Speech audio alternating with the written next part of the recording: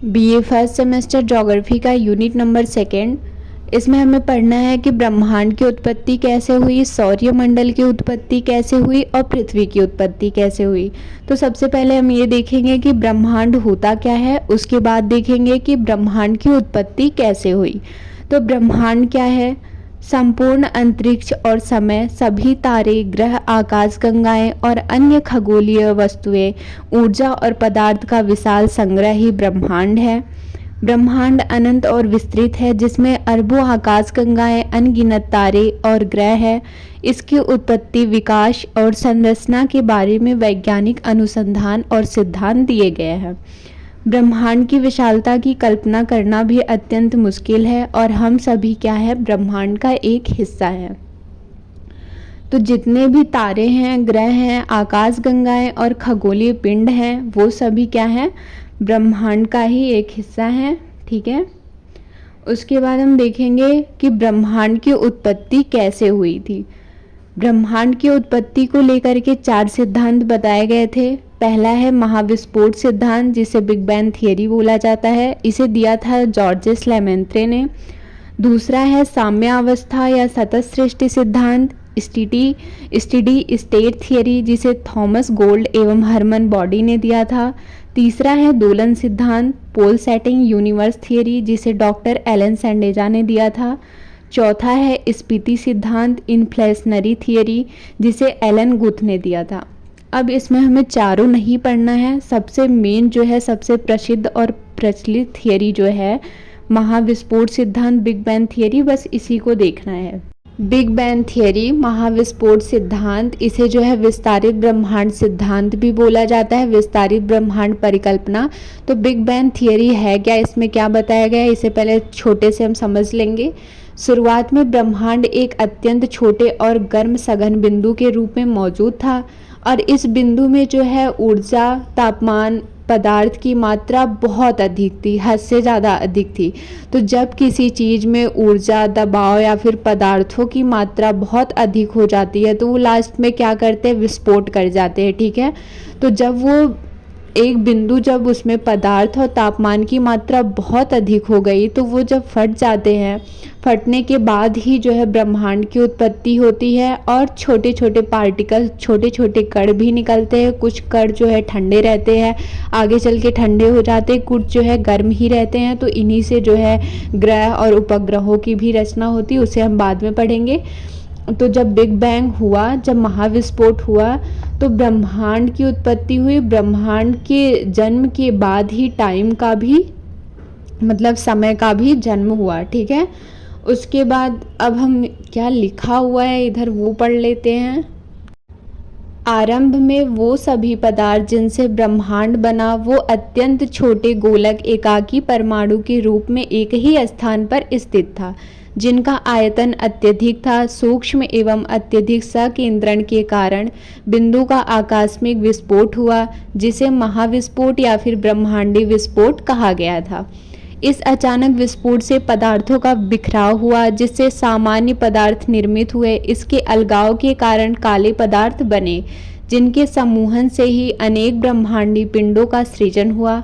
वैज्ञानिकों का विश्वास है कि महाविस्फोट की घटना आज से 13.7 अरब पहले हुई थी।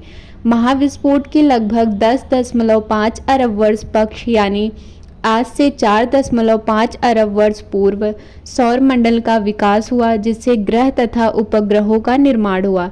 इस प्रकार से बिग बैंग परिघटना से ब्रह्मांड की उत्पत्ति हुई और तभी से उसमें निरंतर विस्तार जारी है। यानी जब ब्रह्मांड की उत्पत्ति हुई इस विस्फोट से, तो अभी भी जो है उसमें उत्पत्ति हुई और अभी भी उसका जो है निरंतर विकास हो ही रहा है। तो ये हो गया ब्रह्मांड। फिर ब्रह्मांड की उत्पत्ति कैसे हुई, महाविस्फोट का सिद्धांत भी हमने देख लिया। उसके बाद अब हम देख रहे हैं कि सौरमंडल क्या है और इसकी उत्पत्ति कैसे हुई थी। सौरमंडल की उत्पत्ति पता होने से पहले हमें ये जानना चाहिए कि सौरमंडल क्या है। सूर्य और उसके चक्कर लगाने वाले जो ग्रह हैं, चंद्रमा, तारे, क्षुद्र ग्रह और जो अन्य खगोलीय पिंड हैं, उन सभी का समूह ही सौरमंडल कहलाता है। या फिर हम ऐसे बोल सकते हैं कि सौरमंडल के अंतर्गत सूर्य, चंद्रमा, तारे और अन्य खगोलीय पिंड आते हैं। ठीक है, अब टॉपिक पे आते हैं कि सौरमंडल की उत्पत्ति कैसे हुई। लगभग 4.6 अरब वर्ष पहले एक विशाल आणविक बादल, जिसे हम धूल या गैस का बादल भी कह सकते हैं, वो जो है अपने ही गुरुत्वाकर्षण बल के कारण उसके जो पदार्थ होते हैं वो एक केंद्र पर जमा होने लगते हैं। तो वो जब इकट्ठा होते हैं तो उससे ही सूर्य का निर्माण होता है, और जो बचे हुए शेष पदार्थ रहते हैं उनसे ग्रह, चंद्रमा और धूमकेतु का निर्माण होता है। ठीक है, फिर से एक बार बता रही हूँ कि धूल और गैस के जो विशाल बादल होते हैं वो अपने ही गुरुत्वाकर्षण बल के कारण उनके जो पदार्थ होते हैं वो एक केंद्र पर एकत्रित हो जाते हैं। इकट्ठा हो करके ही वो सूर्य का निर्माण करते हैं, और जो शेष बचे हुए पदार्थ रहते हैं उनसे ग्रह, चंद्रमा और धूमकेतु का निर्माण होता है। यही जो है इसमें लिखा भी हुआ है। तो ये देख लेते हैं कि सौरमंडल की उत्पत्ति। सौरमंडल का निर्माण लगभग 4.6 अरब वर्ष पहले एक विशाल आणविक बादल के गुरुत्वाकर्षण पतन के साथ शुरू हुआ था। इस पतन से सूर्य का निर्माण हुआ और बाकी बचा हुआ पदार्थ एक चपटी घूर्णन डिस्क में बदल गया, जिसे प्रोटोलेप्टेनरी डिस्क कहा जाता है। इस डिस्क से ग्रहों, चंद्रमाओं, क्षुद्र ग्रहों और अन्य खगोलीय पिंडों का निर्माण हुआ। जो मैंने आपको बताया वही इधर लिखा भी हुआ है। अब सौरमंडल के निर्माण की प्रक्रिया को संक्षेप में इस प्रकार से समझा जा सकता है। पहला है नेबुला का पतन। 4.6 अरब वर्ष पहले एक विशाल धूल और गैस का बादल था जिसे नेबुला कहा जाता है। गुरुत्वाकर्षण के कारण वो आपस में सिकुड़ने लगे, जिससे सूर्य का निर्माण हुआ। नेबुला के केंद्र में अधिक पदार्थ जमा होने के कारण वहां का तापमान और दबाव इतना बढ़ गया कि हाइड्रोजन परमाणुओं का संलयन शुरू हो गया, जिससे सूर्य का निर्माण हुआ। और फिर उसके बाद है तीसरा, प्रोटोलेप्टेनरी डिस्क का निर्माण। सूर्य के बनने के बाद जो बचा हुआ पदार्थ था वो एक डिस्क के रूप में उसके चारों ओर घूमने लगा, जिसे प्रोटोलेप्टेनरी डिस्क कहा जाता है। उसके बाद चौथा है ग्रहों का निर्माण। प्रोटोलेप्टेनरी डिस्क में धूल और गैस के कण आपस में टकराने और जुड़ने लगे, जिससे बड़े बड़े पिंड बनने लगे।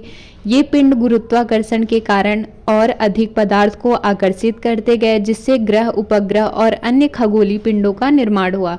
इस प्रकार सूर्य, ग्रह, उपग्रह और अन्य खगोलीय पिंड एक ही विशाल नेबुला से बने हैं, जो आज हमारे सौरमंडल का निर्माण करते हैं। उसके बाद हम देखेंगे पृथ्वी की उत्पत्ति। हम जिस पृथ्वी पर निवास करते हैं वह अद्भुत, विशाल और जीवनदायिनी है। धरा जितनी रंग बिरंगी और विशद है, उससे भी अधिक अद्भुत, रुचिकर है। पृथ्वी की उत्पत्ति खोज और अनुसंधान का विषय रहा है। कहते हैं कि पृथ्वी का जन्म सूर्य के एक अंश के पृथक हो जाने के कारण हुआ था। वही पृथ्वी जो आज सभी जीवों का शरण स्थल, उद्भव के प्रारंभिक काल में अग्नि का धधकता हुआ पिंड था। पृथ्वी की उत्पत्ति के विषय में अनेक भूगोलविदों ने अपनी अपनी परिकल्पना को प्रस्तुत किया है। पहली परिकल्पना है हमारी निहारिका परिकल्पना, जिसे लाप्लास ने 1796 ईस्वी में दिया था। लाप्लास ने बताया कि पृथ्वी की उत्पत्ति विशाल धूल और गैस के बादल, जिसे निहारिका बोला जाता है, उसी से हुई थी। उस बादल में जो पदार्थ मौजूद थे, गुरुत्वाकर्षण के कारण वो आपस में सिकुड़ने लगे, जिससे जो है सूर्य, पृथ्वी और अन्य खगोलीय पिंडों का निर्माण हुआ। तो निहारिका परिकल्पना में बस यही बताया गया है लाप्लास के द्वारा। फिर उसके बाद दूसरी परिकल्पना है हमारा बाइनरी सिद्धांत, ग्रहाणु परिकल्पना, जिसे जो है चैम्बरलेन और मोल्टन ने 1900 ईस्वी में दिया था। इनका मानना ये था कि सूर्य के साथ एक और तारा भी था, जो उसके पास से, जब वो दूसरा तारा सूर्य के पास से गुजरा तो उसने सूर्य से कुछ सामग्री खींच ली, जिससे ग्रह का निर्माण हुआ। उसके बाद तीसरा है कांट की गैसीय परिकल्पना। यह सिद्धांत जो 1755 ईस्वी में इमैनुअल कांट द्वारा स्थापित किया गया, यह बताता है कि पृथ्वी और अन्य ग्रहों का निर्माण एक घूर्णन, ठंडा, धूल और गैस के बादल से हुआ था, जिसे आदिम निहारिका कहा जाता है। यह बादल ठंडा होता गया और इसमें मौजूद कण एक दूसरे से टकरा करके बड़े पिंडों में जुड़ते गए, जिससे ग्रह बना। उसके बाद चौथा है हायल की सुपरनोवा परिकल्पना। यह सिद्धांत बताता है कि एक सुपरनोवा विस्फोट से पृथ्वी और अन्य ग्रह का निर्माण हुआ। तो ये चार परिकल्पना थी पृथ्वी की उत्पत्ति को लेकर के, जिसमें से सबसे प्रसिद्ध और प्रचलित जो परिकल्पना है वो है निहारिका परिकल्पना, जिसे नेबुलर हाइपोथेसिस भी बोला जाता है। एग्जाम में ज़्यादातर यही निहारिका परिकल्पना ही पूछता है। तो यहाँ पे हमारा चैप्टर कंप्लीट हो गया। Thank you for watching.